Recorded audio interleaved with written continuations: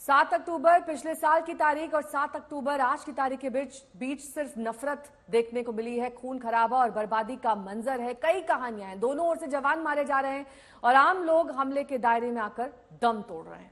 आंकड़े बता रहे हैं कि इस जंग में जान माल का कितना नुकसान हुआ है। और चिंता की बात यह है कि इस जंग का विस्तार अभी हो ही रहा है। अब तो ईरान भी सीधे सीधे जंग में कूद पड़ा है।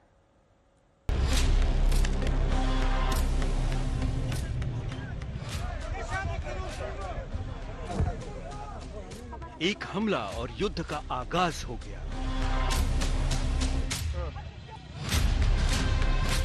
7 अक्टूबर की यही वो तारीख थी जब हमास ने इजराइल पर हमले की हिमाकत की थी। खेलते कूदे जश्न मनाते बेकसूर इजरायलियों पर बंदूकों के मुंह खोल दिए गए थे। इजराइल ने इस हमले को अपनी यादों में गांठ बांधकर रख लिया है और अब जवाबी परतें खुल रही हैं।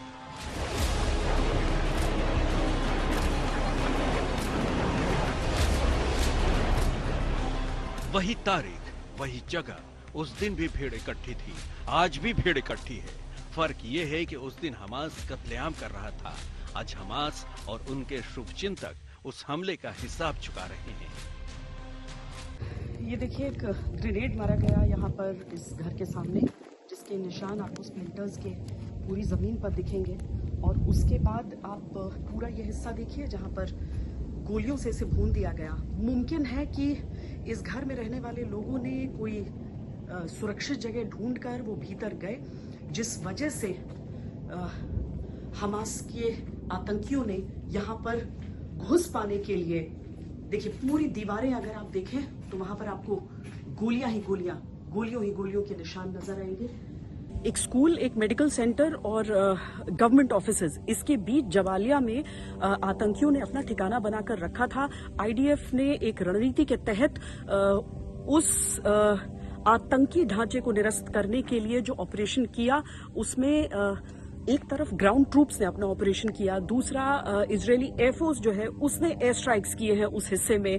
और इजरायल की तरफ से ये कहा जा रहा है कि उस इलाके में आतंक के जो अलग अलग कमांडर्स हैं उन्हें निशाना बनाया जा रहा है। कई आतंकी ठिकानों को ध्वस्त किया गया है।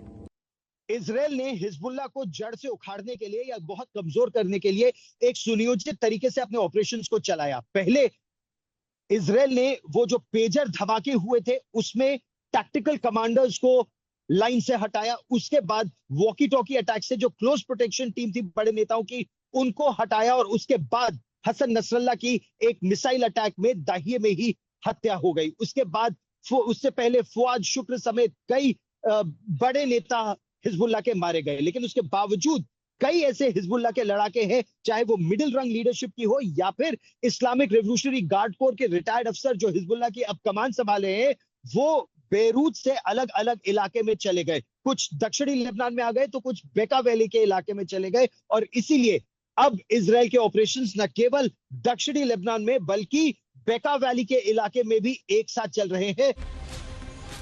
इस एक साल में दोनों तरफ सिर्फ बर्बादी हो रही है। 7 अक्टूबर 2023 को हमास ने 1200 इजरायलियों को मौत के घाट उतारे थे, 250 इजरायलियों को बंधक बना लिया था। 7 अक्टूबर 2024 तक इजरायल के जवाबी हमले में 41,870 बेकसूर फिलिस्तीनियों को जान गंवानी पड़ गई है।